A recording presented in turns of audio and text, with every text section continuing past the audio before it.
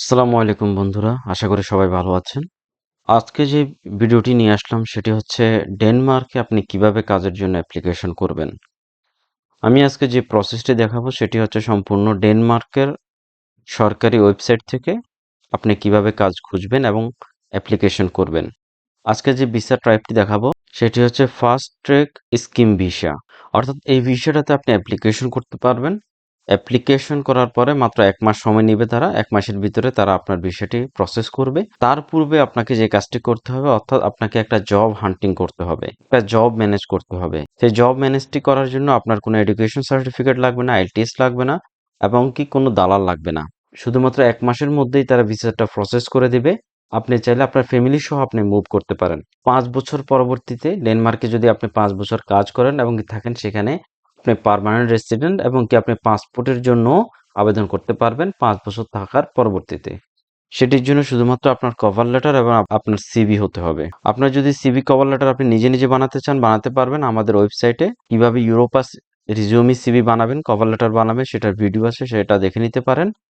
আর যদি মনে করেন আমাদের মাধ্যমে করবেন তাহলে ডিসক্রিপশনে আমাদের ইমেল আইডি এবং কি হোয়াটসঅ্যাপ নাম্বার দেওয়া আছে, আমাদের সাথে যোগাযোগ করতে পারেন।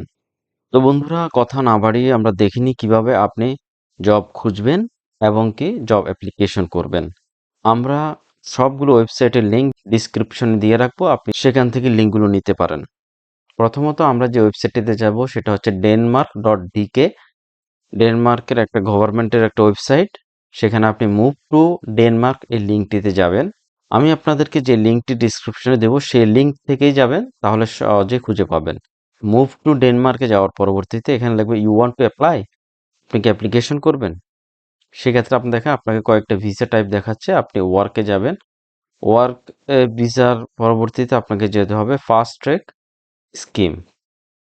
ফাস্ট ট্র্যাক স্কিম যাওয়ার পরে হাউ টু অ্যাপ্লাইতে যাবেন।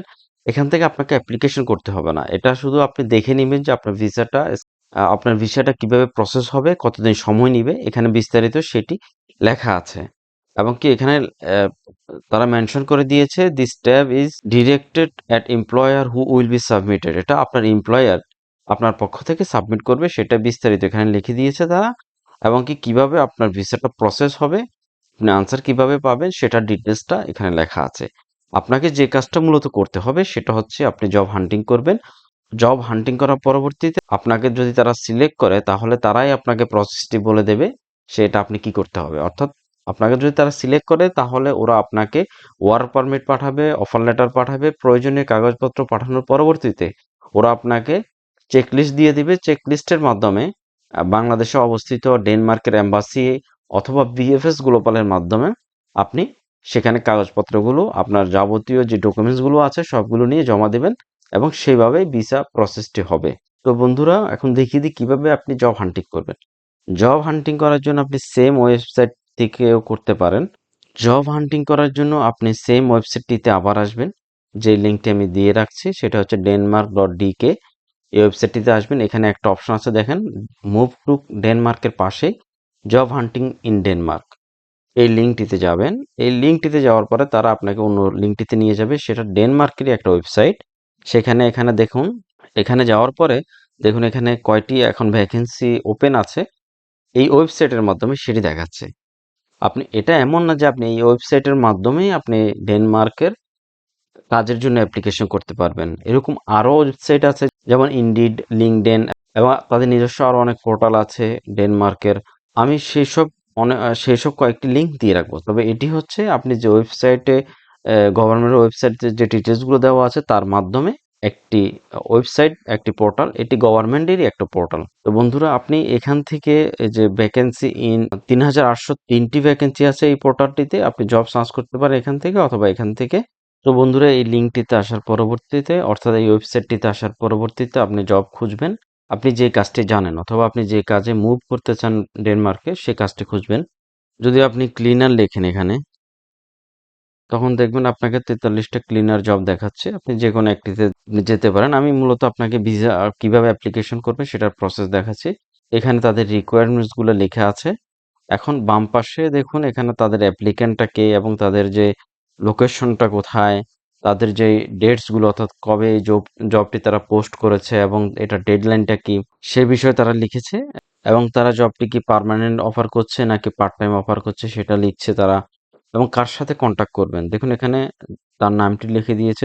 এখানে এভাবে তার নামটি নিবেন, তারপরে যে তার এমপ্লয়ার যে লোকেশনটি আছে, এমপ্লয়ারের যে নাম এবং কি লোকেশন সেটি লেখা আছে। অর্থাৎ এই তথ্যগুলো আপনাকে আপনার কভার লেটারে দিতে হবে, সাথে জব আইডিটিও দিতে হবে। এখন চলুন বন্ধুরা আমি দেখিয়ে দিই আপনি কিভাবে মূলত অ্যাপ্লিকেশনটা করবেন। বন্ধুরা, জবটিতে আপনি অ্যাপ্লিকেশন করার জন্য আপনি প্রথমত এখান থেকে তাদের যে ইমেল আইডিটি আছে সেটি নেবেন এবং জিমেলে সেটা দিবেন। পাশাপাশি আপনি এখানে একটা সাবজেক্ট লিখবেন।